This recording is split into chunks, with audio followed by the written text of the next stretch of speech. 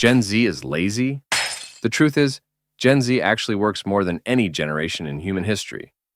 This is a historical fact, not an opinion, and I will soon prove it to you. But yes, you heard that right. In the roughly 10,000 years of human history, from the caveman era to the Middle Ages to the present day, Gen Z works more hours than anyone else, and to be honest, it's not really even close. There are many lies delusional boomers and corporate shills try to tell us in order to gaslight and manipulate us into accepting their absolute dogshit wages and horrid working conditions. My favorite one of all time is, "But you guys have it better than anyone in human history. You spoiled, ungrateful brats." Now, at face value, it's kind of easy to just accept this premise without questioning it. Logically, it makes sense that technology improves in a linear trajectory over time, and thus, human quality of life should follow suit.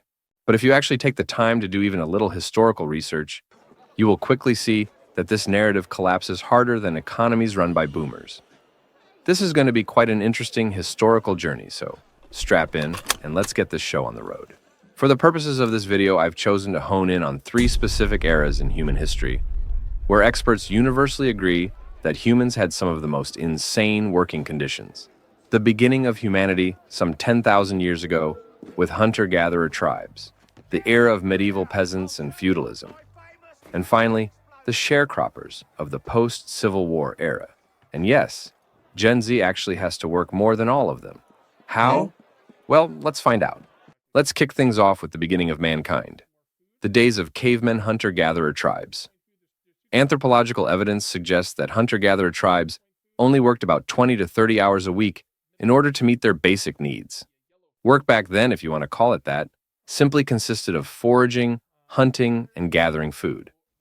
If you've ever gone out hunting or picking berries, you'll know that these activities do not require continuous non-stop effort, the way a modern job does. Sometimes if you hunt down a really big game, the food can even last you for days. They had no screaming bosses, no deadlines, no pressures to climb the corporate ladder. The only reason they had to work was short-term immediate survival, meaning once their work was done, once they hunted or gathered enough food for the day, they could just sit back and relax. There was no such thing as having a set, standard 8-hour workday, where even if you complete your tasks early, you still have to clock in 8 hours, purely for the sake of clocking in 8 hours. Historical evidence shows that they typically worked about 4 to 6 hours a day, and the rest of their time was spent on rest, leisure, storytelling, and community bonding. All luxuries that Gen Z doesn't have today. As a matter of fact, the boomers screwed up the economy so badly that you could even argue Gen Z today doesn't have it better than the cavemen of 10,000 years ago. The one benefit the modern world offers over the prehistoric world is obviously modern technology. But with how screwed inflation is these days, Gen Z doesn't even have enough money to enjoy any of these modern technologies. I mean, hell, rent has gotten so expensive that many Zoomers have to live out of their cars now. Personally, I'd actually rather live in a cave than in a car, though you could make a case for either.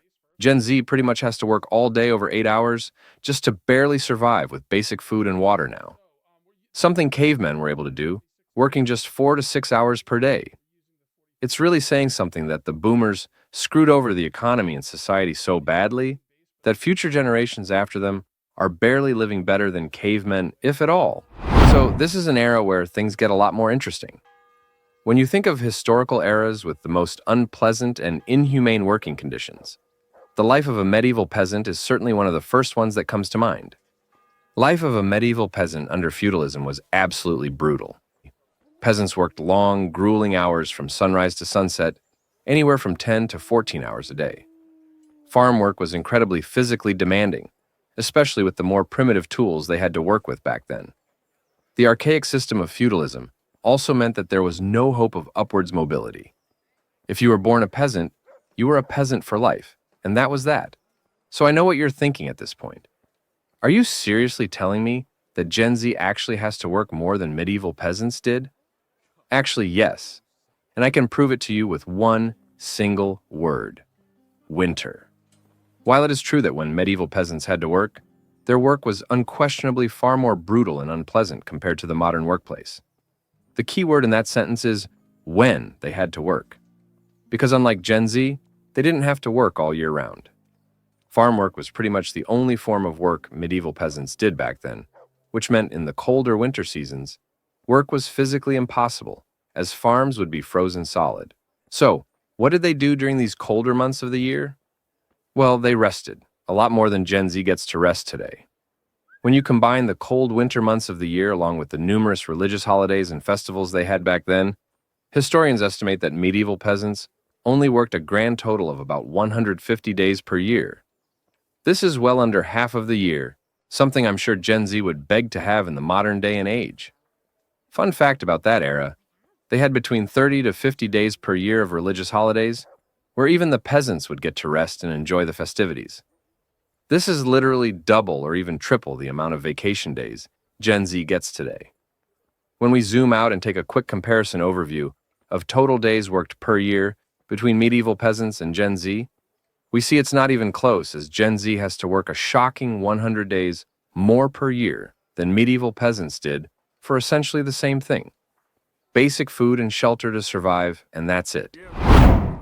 Okay, so for our third and final comparison, let's fast forward about 500 or 600 years to the 19th century post-Civil War era. And this is where things actually get a bit interesting. After the conclusion of the American Civil War, an economic practice known as sharecropping was introduced.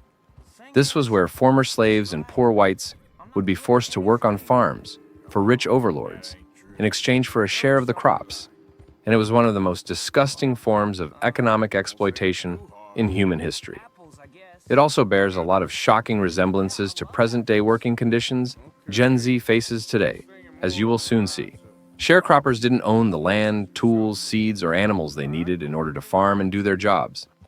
Instead, they had to quote-unquote rent all of these from the landowner at highly inflated prices. Does this all sound familiar? They often received their supplies on credit, meaning they would go deep into debt before the farming season even began. This is where the parallels with Gen Z's present-day working conditions become eerily similar. Landowners would jack up the prices of seeds, tools, and other essential, non-negotiable working equipment, ensuring that sharecroppers had no choice but to pay far above the market value for their non-negotiable basic work necessities. They were essentially paying to work, which is pretty much exactly what Gen Z is doing today. Think about it. A college degree has essentially become today's equivalent of non-negotiable farm tools and business expenses the sharecroppers had to pay in the post-Civil War era. Sharecroppers were theoretically getting paid for the crops they harvested, but because they had to pay back the overinflated costs of rent and supplies, in the end, they were left with nothing to show for all their work. Landowners cleverly employed this tactic to trap their sharecroppers into a lifetime of slave labor under the illusion of free will and choice. And this is pretty much exactly to the letter the same exact thing modern-day corporations, well, let's just call them modern-day slave owners, because that's what they really are doing to Gen Z today. Overinflate prices of rent and college tuition through the roof, pay them just enough to pay back their work-related debts and nothing more, and trap them in a perpetual cycle of debt and poverty that they'll never escape. In a way, these modern-day slave owners are even worse, because traditional slave owners at least had the honesty and decency to admit they were slave owners and called themselves as such. Modern-day corporations and boomers have engaged in the most disgusting, pathetic psyop operation to try and cover up their own slavery practices. They tell you that you're lazy and entitled for wanting more, that you should be grateful, that you have it better than anyone in human history, which we just completely disproved, that you live in the greatest nation on earth and you can make it if you work hard. But as you guys can see, this video completely exposed all their lies, along with all the other shameful gaslighting and manipulation tactics they've tried to use to try and brainwash Gen Z into accepting their dog-shit wages and garbage working conditions. Thankfully, unlike previous generations, Gen Z is way too smart to fall for all this, and they are starting to clap back all over the internet.